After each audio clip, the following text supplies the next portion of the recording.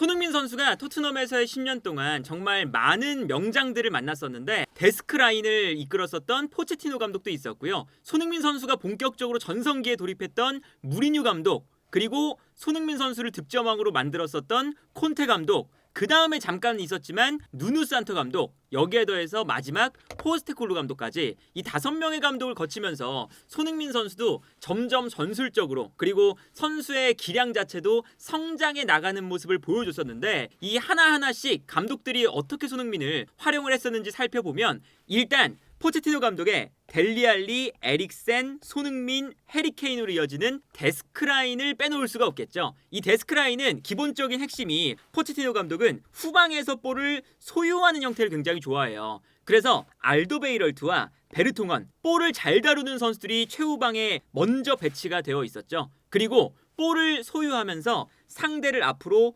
끌어당기는 것을 포체티노 감독이 굉장히 좋아했습니다. 그리고 미드필더 라인에서도 살짝 내려오면서 수비를 앞으로 끌어당기는 거거든요. 그래서 이렇게 수비를 끌어당긴 다음에 수비 라인 앞에 덴벨레가 있기 때문에 덴벨레에게 패스를 보내주고, 덴벨레가 워낙에 탈압박이 좋은 선수다 보니까 여기서 덴벨레가 직접 탈압박을 해서 올라가면서 앞쪽에 있는 선수들에게 패스를 건네주는 이런 장면도 있었지만, 그리고 덴벨레가 있을 때도 기본적인 형태는 상대를 앞으로 끌어당기니까 상대의 수비 라인이 앞으로 올라와 있으면 이때 수비 라인 뒷공간이 넓어지니까 이 공간을 활용을 하는 거였어요. 그래서 왼쪽의 손흥민과 오른쪽의 에릭센의 움직임이 상이하게 다릅니다. 에릭센 같은 경우는 살짝 내려와서 오히려 안쪽으로 들어와서 볼을 받아주는 역할이에요. 그리고 에릭센이 볼을 잡으면 자연스럽게 에릭센이 볼을 잡고 돌아섰을 때 달려나가는 손흥민이라던가 델리알리, 해리케인, 이런 선수들에게 패스를 공급을 해줄 수가 있겠죠. 그런데 여기서 가장 핵심이 됐던 공간 침투의 역할을 맡았던 선수가 바로 손흥민이거든요. 그래서 손흥민에게 패스가 어떻게 연결이 되냐면, 에릭센이 볼을 잡으면 해리케인도 살짝 내려옵니다. 그러면서 수비를 해리케인 쪽과 에릭센 쪽으로 끌어당겨요. 그리고 이때 델리알리가 앞으로 뛰어나가면서 수비를 끌어당기고 유인을 합니다. 그러면 이때 손흥민이 왼쪽 라인에 퍼져 있다가 안쪽으로 뛰어들어갈 수 있는 공간이 생기겠죠. 그러면 여기서 에릭센이 볼을 잡은 다음에 뛰어나가는 손흥민에게 한 번에 패스를 연결해주는 이런 장면도 나오고요. 해리케인을 거쳐서 오히려 해리케인이 볼을 잡은 다음에 에릭센에게 떨어뜨려주면, 해리케인이 볼을 잡아야 수비가 끌려 나오니까 끌어당겨 놓은 다음에 에릭센, 그러면 에릭센이 볼을 잡아서 손흥민에게 넘겨주는, 이렇게 해리케인, 에릭센, 손흥민 쪽으로 나가는 이런 패스도 많이 나왔었고요. 아니면 에릭센이 볼을 잡아서 해리케인에게 넘겨주면 해리케인이 볼을 잡아서 뛰어나가는 손흥민에게 패스를 보내주는 손흥민과 케인의 조합도 여기서부터 시작이 됐었던 거죠. 그래서 이렇게 결과적으로는 가장 높은 곳에서 손흥민이 뛰어나가게끔 만드는 이러한 플레이를 포체티노 감독은 가장 선호했었어요. 그리고 여기서 기본적으로 에릭센이 볼을 받기 위해 가운데로 들어오기 때문에 수비가 끌려 들어갈 때 트리피어가 이 공간을 올라가는 장면도 많이 나왔고, 해리케인과 델리알리가 안쪽에 있으니까 들어갈 때 손흥민이 대각선으로 침투하기 때문에 뛰어가는 손흥민을 따라가는 동안 왼쪽에 있는 풀백이었던 로즈가 달려나오면서 왼쪽 공간을 넓게 사용하는 이런 장면들도 많이 나왔었거든요. 그래서 예를 들면 포체티노 감독 시절에 선수들의 위치를 보면 손흥민 선수가 가장 높은 곳에서 뛰어나가고 있는 걸 볼 수가 있고요. 에릭센 같은 경우에는 오른쪽에 있다가 가운데로 들어오고 있고, 해리케인도 볼을 받아주기 위해서 내려오고 있습니다. 델리알리는 뒤에서 보조적인 역할을 하고 있고, 이때 손흥민이 가장 높게 올라가면서 이 높은 공간에서의 침투를 활용하는 형태였던 거죠. 그리고 에릭센과 손흥민이 안쪽으로 들어오다 보니까 트리피어와 왼쪽에 있는 이번엔 벤 데이비스까지 좌우 풀백도 높게 올라오고 있는 것을 볼 수가 있습니다. 그래서 예를 들어서 경기 장면을 보면 이런 형태예요. 상대가 수비 라인이 굉장히 높게 형성이 됐을 때 토트넘이 공격을 전개하는데 에릭센이 후방에서 올라오는 볼을 잡습니다. 그리고 이때 해리케인이 앞쪽에 있다가 내려오면서 수비를 본인 쪽으로 약간 끌어당긴 상태예요. 그러면 이때 뒷공간을 향해서 손흥민이 달려나가기 시작을 하는 거죠. 그리고 여기서 에릭센이 한 번에 손흥민에게 패스를 보내줄 수도 있고, 여기서는 해리케인에게 패스를 보내주고요. 해리케인이 여기서 볼을 잡은 다음에 돌아서자마자 뛰어나가는 손흥민에게 스루 패스를 찔러줍니다. 그러면 에릭센은 안쪽으로 들어와서 해리케인을 도와주고, 해리케인이 연결고리가 되면서 손흥민에게 패스가 연결이 되는 아주 단계별로 잘 이루어지는 역습이죠. 그리고 여기서 뛰어들어가는 손흥민에게 패스가 들어가면 넓은 공간에서 이제 손흥민이 왼쪽 측면 공간을 쓰기 시작하는데, 여기서 손흥민의 강점은 이 넓은 공간에서 아주 빠른 스피드로 뒷공간을 허물 수 있다는 거, 라인 브레이킹의 강점이 있다는 거고, 여기서 왼발과 오른발을 모두 쓰기 때문에 상대 수비수와 1대1 상황이 됐을 때 여기서 득점력이 굉장히 좋은 선수였죠. 손흥민이 오른발잡이니까 기본적으로는 안쪽으로 치고 들어가는 줄 알고 상대 수비도 약간 뒤로 물러납니다. 이때 손흥민이 이 모습을 보고 바로 왼발로 치고 달려요. 그 다음에 왼쪽 모서리 부분에서 각도가 없지만 손흥민이 왼발로 득점을 만들어내는 장면이거든요. 이러한 과정 자체가 데스크라인에서의 핵심적인 동선이었다. 그래서 결과적으로 이런 장면들을 계속 만들어냅니다. 이 장면도 보면 앞쪽에 해리케인이 위치하고 있고요. 해리케인이 볼을 받아서 에릭센에게 떨어뜨려줍니다. 그럼 에릭센이 볼을 잡자마자 왼쪽에서 델리알리가 뛰어나가면서 수비를 본인에게 끌어당기고 있어요. 그러면 여기서 가장 왼쪽에는 손흥민이 있으니까 이때 에릭센이 손흥민 쪽으로 넘겨줍니다. 그러면 손흥민이 가장 넓은 공간에서 여기서 이제 플레이할 수 있는 상황을 만들어주는 거죠. 그래서 이때 당시에 토트넘의 경기를 보면 손흥민 선수가 가장 높은 지역에서 뛰어다니다 보니까 왼쪽에서 시작을 하지만 사실상 해리케인이 내려올 때 오른쪽 혹은 가운데까지 자유롭게 전방에서 침투해 들어가는 모습을 볼 수가 있어요. 예를 들면 이런 장면입니다. 이 장면을 보면 에릭센이 내려와서 수비를 끌어당기면서 볼을 받아주고 있고, 이때 앞쪽에서는 해리케인이 내려오고 있거든요. 그럼 손흥민이 왼쪽에 있다가 이미 달려나가고 있어요. 그러면 에릭센이 해리케인에게 패스를 보내주는데, 해리케인이 볼을 잡아서 돌아서는 순간 손흥민은 어느샌가 안쪽으로 들어가서 반대편으로 달려나가고 있습니다. 그러니까 이 동선 자체가 정말 자유로운 거죠. 에릭센은 오른쪽에서 시작하지만 왼쪽으로 넘어와 있고, 손흥민은 앞쪽으로 뛰어나가면서 오른쪽까지 넘어가 있고, 해리케인은 내려와서 연결고리가 되어주고 있는 이런 동선을 만드는 거고, 여기서 해리케인이 볼을 잡자마자 손흥민에게, 그럼 손흥민이 달려나가면서 넓은 공간을 또 질주해 들어가는 장면을 볼 수가 있었습니다. 그리고 이러한 장면을 이제 응용할 수도 있거든요. 어떤 장면이냐면 여기서는 해리케인이 내려오면서 수비를 본인에게 끌어당깁니다.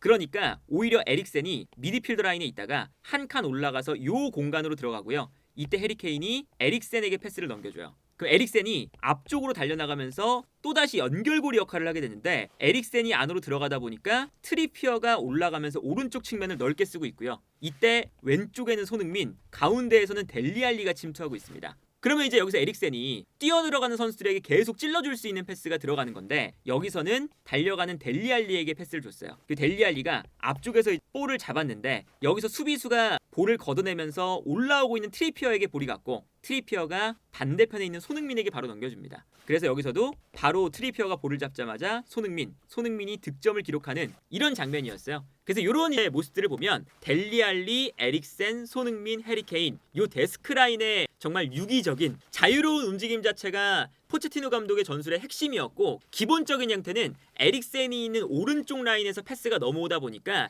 해리케인과 에릭센이 오른쪽으로 살짝 치우치면 손흥민이 왼쪽에서 달려들어갈 수 있는 공간이 발생을 한다. 예를 들면 이런 장면이죠. 에릭센이 볼을 잡는 상태에서 해리케인이 순간적으로 수비가 에릭센 쪽으로 끌려나가니까 뛰어나가고 있고, 해리케인을 따라서 수비가 끌려나가는 순간 왼쪽에 있었던 손흥민이 가운데로 뛰는 거죠. 즉 결과적으로는 에릭센이 해리케인에게 주고, 해리케인이 볼을 잡아서 이 볼을 잡자마자 손흥민에게, 그럼 손흥민은 측면에서 가운데로 뛰어들어오면서 본인의 장기인 라인 브레이킹 능력을 살리게 되는 장면을 볼 수가 있습니다. 그래서 실제로 포체티노 감독이 손흥민의 이 공간 침투 능력을 정말 잘 살렸으면서 손흥민 선수가 점점 더 이제 측면 공격수 자리에서 프리미어리그의 굵직한 성적들을 내기 시작을 하는데, 여기서 재밌었던 건 포체티노 감독이 손흥민의 공간 침투를 굉장히 잘 쓰다 보니까 상대 팀에 맞게 변화를 줬다는 거예요. 예를 들면 어떤 식이냐, 상대가 예를 들어 3백을 쓰는 팀이다 라고 한다면 아무래도 이 3백 상황에서 손흥민 선수가 해리케인에게 수비가 쏠려도 뛰어들어갈 때 이미 수비가 막고 있는 이런 장면이 발생을 하다 보니까 자연스럽게 해리케인과 손흥민을 투톱으로 배치하고 에릭센을 한 칸 내려서 4-3-1-2 전형도 많이 썼었죠. 그러면 여기서 이제 해리케인이 수비를 끌고 들어가면 알리가 또 뛰어들어가고, 알리가 수비를 끌어당기면 손흥민이 뛰어갈 수 있는 이런 형태를 만들면서 상대 수비에 맞게 숫자 싸움을 해주는 형태도 나왔었고, 특히나 맨시티를 상대할 때 맨시티 같은 경우에는 오른쪽 풀백 자리가 워커였잖아요. 근데 워커가 오른쪽 라인에 있으면 손흥민과 1대1로 싸우게 되는데, 워커가 워낙에 스피드가 빠르다 보니까 해리케인이 아무리 수비를 끌어당겨도 손흥민이 뛰어갈 때 워커가 이 공간을 계속 커버를 하는 거예요. 그래서 포체티노 감독이 맨시티를 만날 때는 손흥민을 오른쪽으로 보내고 에릭센을 왼쪽에 배치하는 경기가 상당히 많았습니다. 그래서 이때는 공격의 방향을 바꿔서 왼쪽 라인에서 에릭센이 볼을 잡으면 수비가 순간적으로 쏠릴 때 뛰어들어가는 손흥민이 오른쪽에서 침투에 들어가는 거죠. 그리고 상대적으로 워커가 오른쪽에 있는 것에 비해 왼쪽에는 진첸코, 델프 혹은 칸셀루 이런 선수들이 있었기 때문에 아무래도 손흥민 선수가 뛰어들어갈 때 훨씬 더 워커를 상대하는 것보다는 수월하겠죠. 대표적이었던 경기가 토트넘이 챔피언스리그 8강에서 맨시티를 이겼던 경기였거든요. 이 경기를 보면 손흥민을 오른쪽에 배치하고 에릭센을 왼쪽에 배치했는데, 그 이유는 맨시티가 오른쪽 풀백은 워커기 때문에 손흥민이 왼쪽에 나오면 워커랑 만나야 되고, 손흥민을 오른쪽 측면 공격수로 보내버리면 왼쪽 풀백은 맨시티가 델프기 때문에 델프와 손흥민을 만나게 하는 것이 더 손흥민의 공간 침투를 효율적으로 할 수 있는 방법이다 라는 거죠. 그래서 실제로 이 경기에서 어떤 장면이 나오냐면, 오른쪽에 워커, 왼쪽에 델프가 나와 있는 이런 이제 맨시티의 수비 라인인데, 이때 에릭센이 왼쪽에 있다가 가운데로 들어오고요. 손흥민은 오른쪽에서 달려나가고 있는 걸 볼 수가 있습니다. 그러니까 워커의 스피드를 토트넘은 상대하지 않아도 되고, 손흥민은 델프와 스피드 경쟁을 하면 되는 거죠.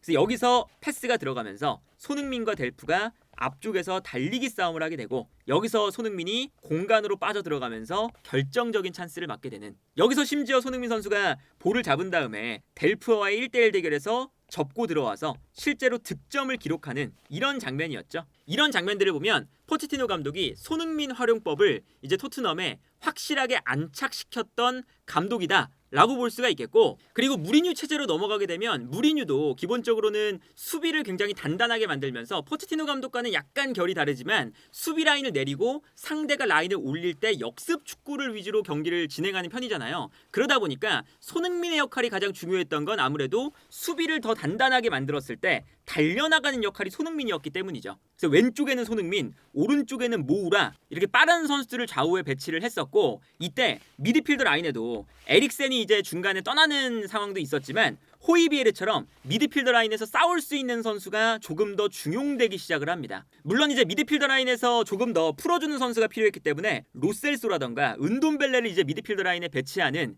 이러한 형태도 많이 만들었었지만, 기본적으로는 수비 라인을 굉장히 많이 내리고 좌우 측면에서 상대가 올라왔을 때 빠르게 달려나가는 거, 이게 기본적인 핵심이었거든요. 그래서 카운터 어택을 할 때 여기서도 거의 비슷해요. 수비에서 공격으로 넘어갈 때 해리케인에게 넘어가고, 해리케인이 볼을 잡자마자 순간적으로 손흥민이 달려가면 해리케인이 넘겨주는, 사실은 무리뉴 감독 시점이 되면서부터 해리케인과 손흥민의 연결고리가 훨씬 더 강하게 발현이 되기 시작합니다. 기본적으로 에릭센이 무리뉴 감독 체제에서 팀을 떠나게 됐고, 그러면서 자연스럽게 연결고리가 좀 사라졌고, 여기에서 로셀소라던가 은돔벨레가 본인들의 역할을 잘 해주지 못했기 때문에 자연스럽게 수비에서 공격으로 넘어갈 때 해리케인이 수비를 끌어당기면 손흥민에게 패스를 보내준다, 이게 공식처럼 되기 시작을 했어요. 그리고 무리뉴 감독 시절 때는 무리뉴 감독이 가장 잘하는 것 중에 하나가 결국에는 역습으로 나갈 때 선수들의 동선을 워낙에 잘 잡아주는 감독이잖아요. 그래서 벌리전,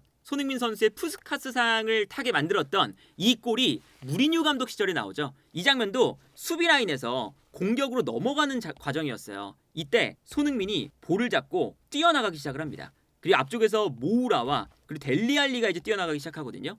여기서 이제 동선을 보면 손흥민이 드리블을 하기 시작을 하니까 델리알리가 측면으로 빠지면서 수비수를 하나 끌어당기고요. 모우라 같은 경우에는 오른쪽으로 빠지면서 수비를 본인의 지역으로 또 끌어당깁니다. 그러니까 자연스럽게 여기서는 델리알리가 수비를 끌어당기니까 이때 손흥민이 이 공간으로 치고 달리기 시작해요. 그래서 이 다음 장면을 보면 손흥민이 치고 달릴 때 델리알리 때문에 수비가 뒷걸음질을 치고 있고요. 그리고 모우라 때문에 수비가 오른쪽으로 끌려당기고 있습니다. 그러니까 여기 손흥민이 가운데를 정말 돼지를 가르듯이 달려나가고 있는 이런 장면이 자연스럽게 나온 거죠. 그래서 이 다음 장면을 보면 손흥민 선수가 완전히 이 돼지를 가르면서 나가는데 이때 여기서도 수비수들이 순간적으로 몸동작 자체가 델리알리가 측면으로 달려나가니까 몸이 돌아가 있어요. 그러다 보니까 어쩔 수 없이 손흥민이 이 뒤쪽으로 드리블을 하니까 여기서 손흥민의 드리블을 막기 위해서 달려 나오는 속도가 순간적으로 늦어졌습니다. 그리고 오른쪽에서는 모우라 때문에 선수들이 못 움직이고 있고 그러다 보니까 손흥민 선수가 이 라인 사이를 유유히 그리고 워낙에 이 빠른 스피드를 가지고 있으니까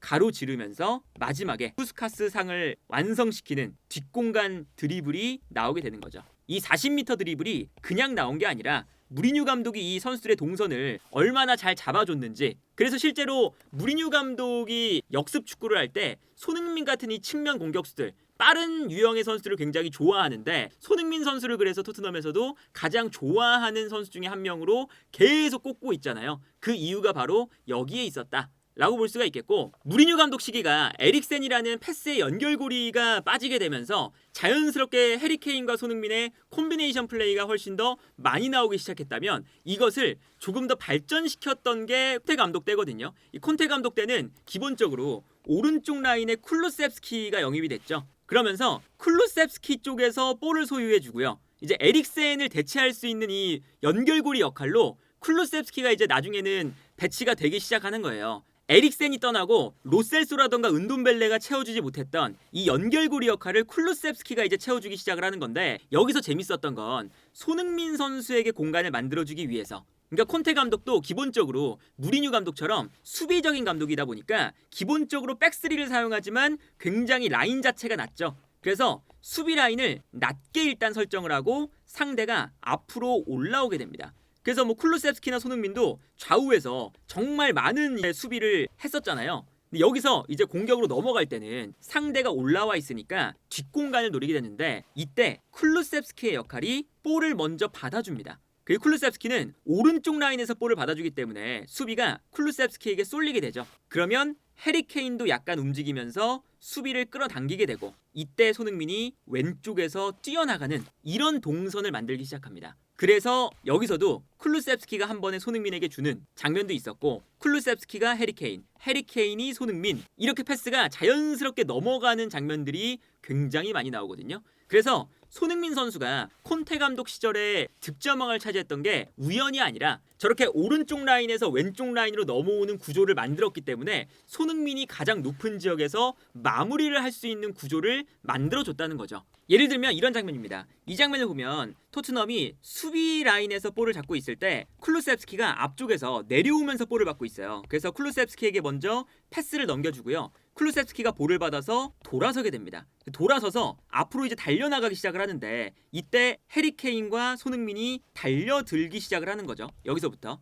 그리고 쿨루셉스키가 볼을 몰고 나가면서 수비를 오른쪽으로 약간 끌어당기고 있습니다. 그러면 손흥민 입장에서는 아무래도 안쪽으로 들어와서 플레이할 수 있는 시간이 늘어나겠죠. 그리고 여기서는 쿨루셉스키에게 수비가 쏠릴 때 해리케인이 오른쪽으로 빠지면서 해리케인에게 먼저 패스를 줍니다. 그리고 해리케인이 측면으로 나가면서 볼을 잡았는데 수비를 끌어당겼는데 이때 손흥민은 바깥쪽으로 뛰기 시작하고요. 이때 오히려 수비가 손흥민과 해리케인에게 끌려 나갈 때 가운데로 쿨루셉스키가 들어오면서 해리케인이 쿨루셉스키에게 패스를 보내줍니다. 그러면 여기서 이제 쿨루셉스키가 볼을 잡아서 수비가 이제 쿨루셉스키와 해리케인 쪽으로 쏠려 있으니까 수비가 모두 이쪽에 쏠려 있을 때 손흥민에게 패스. 그러면 여기서 손흥민이 편안하게 볼을 잡아서 쿨루셉스키의 패스를 받아 득점을 기록하는 이런 장면이 반복이 됐었죠. 이런 장면을 다른 식으로 보면 이런 것도 있어요. 이 장면을 보면 오른쪽 라인에서 이제 공격을 시작을 합니다. 그리고 쿨루셉스키가 볼을 받기 위해 약간 내려오죠. 그러니까 수비가 순간적으로 쿨루셉스키를 바라보면서 앞으로 움직입니다.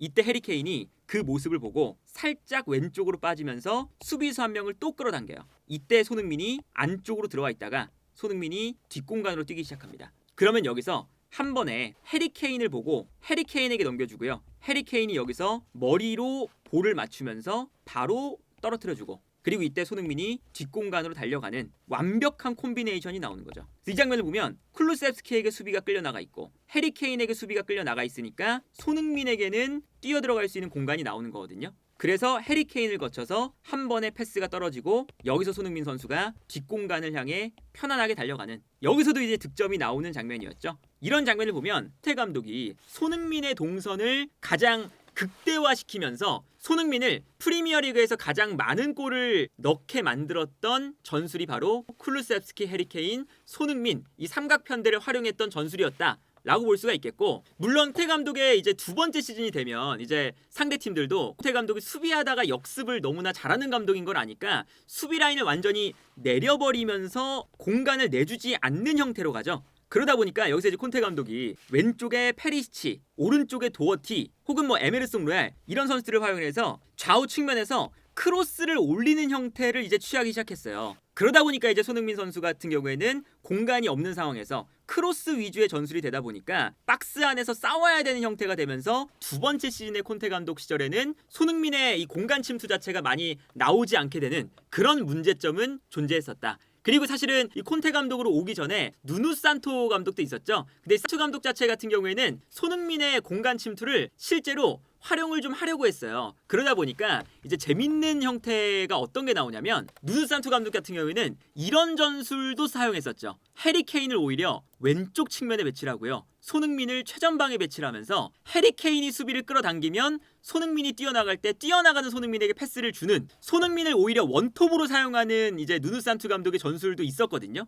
그래서 이때 경기의 히트맵을 봐도 해리 케인이 왼쪽으로 많이 빠져 있고 손흥민이 왼쪽 라인에 있다가 최전방으로 뛰어나가는 이런 동선을 보여주는 걸 볼 수가 있습니다. 그래서 이때 당시에 선수들의 평균적인 포지셔닝도 손흥민이 최전방, 해리 케인이 손흥민의 왼쪽 아래쪽에 배치가 되어 있는 걸 볼 수가 있죠. 그래서 이런 것처럼 사실 포체티노 감독 시절 때부터 무리뉴, 누누 산토 그리고 콘테 감독까지 이어지는 이 4명의 감독은 기본적으로 해리 케인과 손흥민 그리고 뭐 에릭센, 델리알리 이 선수들을 활용해서 결과적으로는 수비를 끌어당긴 다음에 뛰어나가는 손흥민의 공간 침투를 굉장히 적극적으로 활용했던 그런 감독들이었어요. 그런데 포스테코글루 감독 체제가 되면서부터는 아예 전술의 결 자체가 달라지거든요. 기본적으로 볼을 소유하는 것을 좋아하다 보니까 볼 점유율도 높고요. 그리고 여기에 더해서 수비 라인을 높이는 걸 좋아하다 보니까 수비 라인 자체가 굉장히 높은 180도 다른 전술에서 손흥민이 뛰기 시작했죠. 특히나 해리 케인이 떠나면서 손흥민을 최전방 공격수로 기용을 하기 시작했는데 이 전술이 사용되면서부터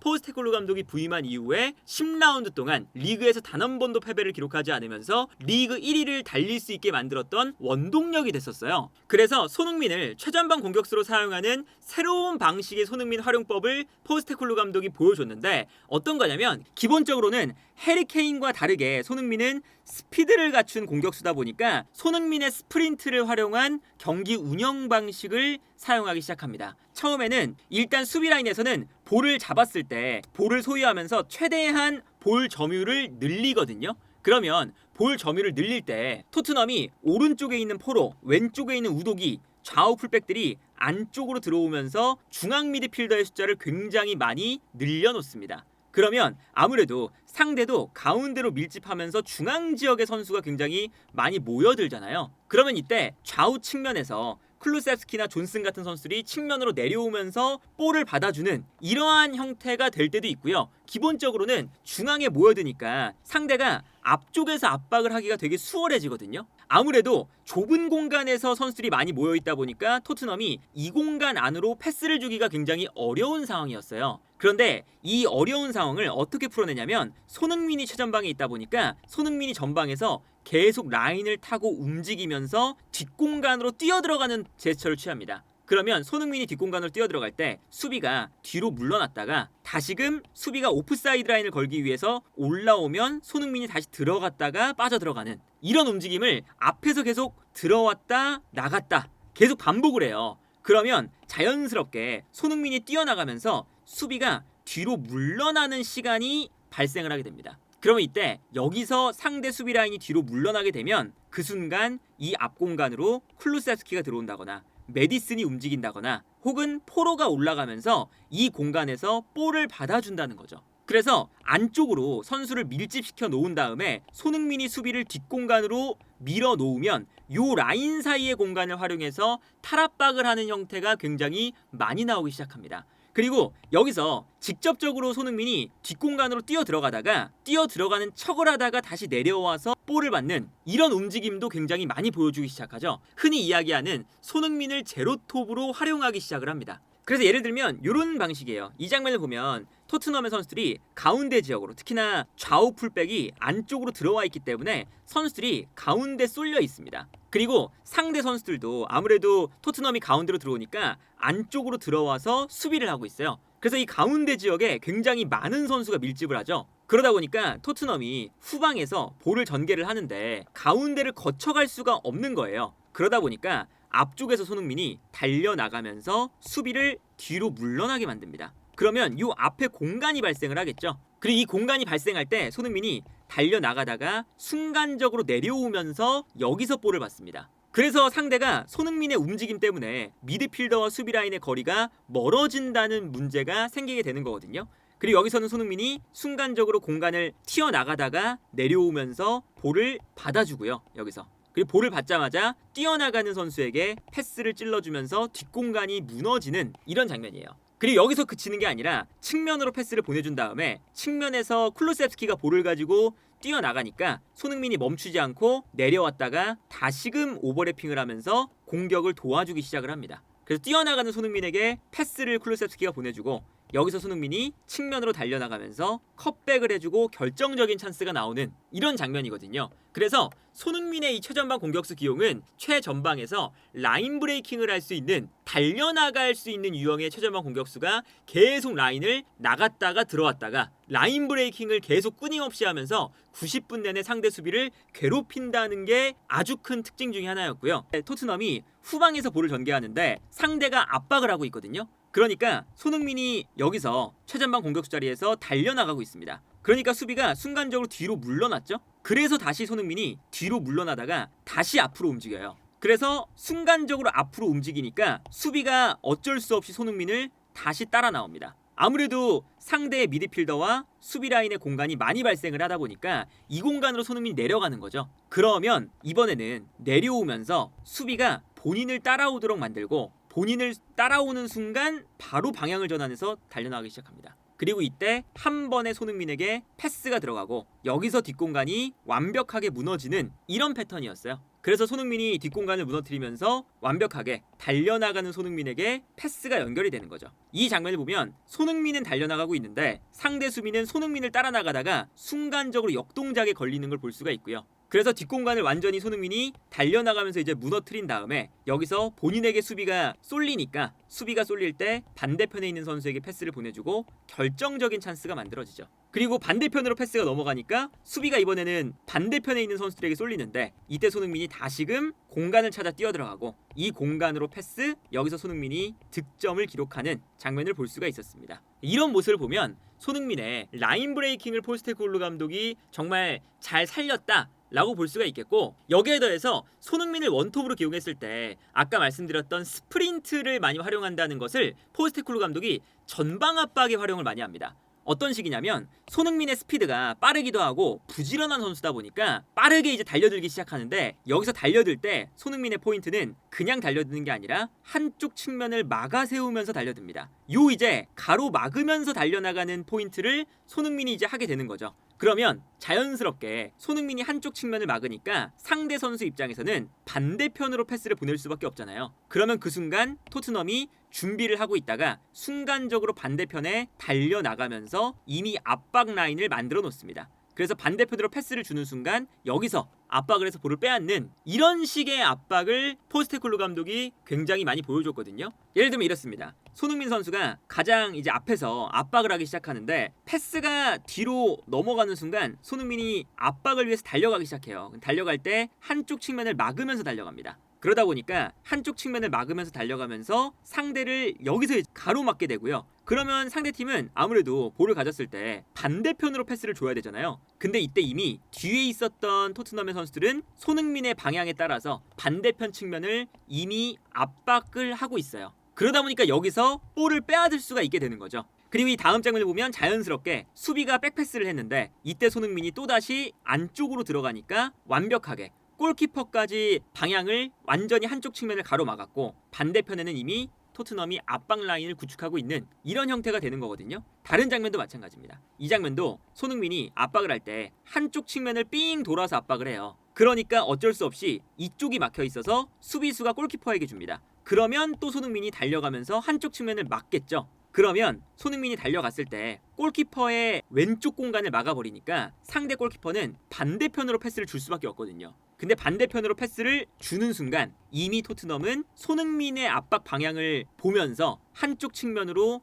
상대를 몰아세우고 있는 중이었습니다. 그래서 여기서 이제 압박이 성공을 하면서 토트넘이 볼을 빼앗는 이런 장면이고, 여기에 더해서 상대가 수비 라인을 내리고 공간이 없을 때는 이때 손흥민의 스프린트를 또 활용을 많이 하거든요. 이제 어떤 방식이냐, 토트넘은 이렇게 풀백들이 안쪽으로 들어와서 우도기와 포로가 거의 공격형 미드필더처럼 위치를 하고요. 이때 쿨루셉스키와 존슨 같은 측면 공격수들이 넓게 위치하면서 수비를 끌어당깁니다. 그러면 이때 안쪽으로 이제 풀백이 들어가게 돼요. 그리고 여기서 이 공간으로 예를 들어서 존슨이 볼을 갖고 있다면 수비가 끌려 나올 때 뛰어들어가는 우도기에게 패스를 주는 거죠. 근데 여기서 포스테콜로 감독은 늘상 컷백을 굉장히 좋아하는데, 컷백을 했을 때 이때 손흥민이 스프린트가 워낙에 빠르다 보니까 뒤에서 기다리고 있다가 컷백이 오는 순간 달려간다는 거죠. 그래서 여기서 이제 컷백이 들어오고 손흥민이 득점을 하는 이런 장면들이 굉장히 많이 나오거든요. 메디슨이 이제 볼을 끌고 안쪽으로 침투에 들어가 있는 상황인데 여기서 손흥민이 약간 뒤에 있어요. 근데 여기서 이제 메디슨이 볼을 끌고 가서 컷백을 이제 하는 순간인데, 이때 수비가 메디슨을 따라서 잠깐 약간 뒤로 물러나는 순간 손흥민이 이 모습을 보고 요 라인 사이로 순간적으로 스프린트를 합니다. 그래서 이 사이로 메디슨이 컷백을 주고 여기서 손흥민이 득점을 하는, 그래서 손흥민이 요 라인 사이로 들어오는 요 스피드를 포스테콜로 감독이 최전방 공격수 자리에서 너무나 잘 살려서 사용을 했어요. 그래서 스피드가 빠른 측면 공격수를 원톱으로 기용을 했을 때 저 원톱의 스피드를 사용해서 압박도 하고 상대의 압박을 받을 때 계속 라인 브레이킹을 하면서 수비를 괴롭히고, 컷백이 들어왔을 때 순간적으로 튀어나가는 스피드를 사용해서 득점을 하는 굉장히 독특한 방식이었고, 이런 방식이 성공을 거두면서 프리미어리그에서도 토트넘이 1위를 달릴 때 손흥민 원톱 전술이 정말 극찬을 받았었거든요. 그런데 이제 솔랑키가 온 다음에는 손흥민이 왼쪽 측면으로 이제 배치가 됐었고, 여기서는 지난 시즌 손흥민의 역할이 수비를 끌어당기고 볼을 잡았을 때, 끌어당겼을 때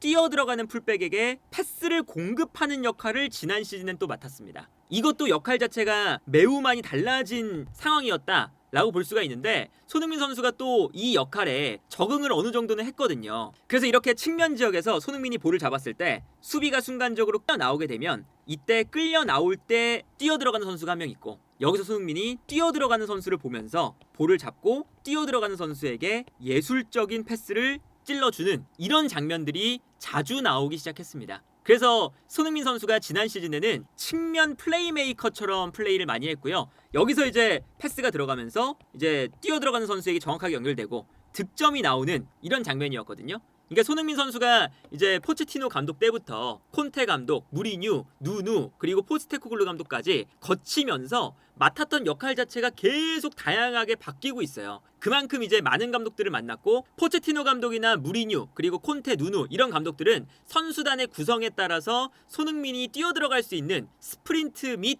이후의 라인 브레이킹 그리고 득점력을 극대화시켰다면, 포스테콜로 감독은 원톱 자리에서 손흥민을 쓰기도 하고 지난 시즌에는 측면 플레이메이커로도 쓰는 이런 다양한 이제 전술적인 특성을 보여줬었다. 다양한 전술적인 역사가 10년 동안 이루어지는 과정에서 토트넘의 전술적인 핵심은 언제나 손흥민이었고, 이 손흥민이 이 전술적인 역사를 거치면서 손흥민 자체도 처음에는 사실 손흥민이 프리미어리그에 왔을 때 오프 더 볼이 좋지 않다라는 지적을 받았었을 때가 있었는데, 이후에는 오프 더 볼에 있어서는 정말 최고의 선수가 되었고요. 그 오프 더 볼이 갖춰지니까 라인 브레이킹, 결정력 이런 것들이 더 극대화되기 시작했고, 마지막에는 원톱 자리에서 펄스9이라든가 아니면 사이드 플레이메이커 같은 역할도 수행을 하는 정말 다재다능한 이 월드 클래스 공격수, 그리고 프리미어리그 최고의 공격수 중에 한 명이 되기까지 토트넘에서의 전술적인 역사도 정말 오랜 시간 손흥민 선수가 겪어오지 않았나 싶습니다.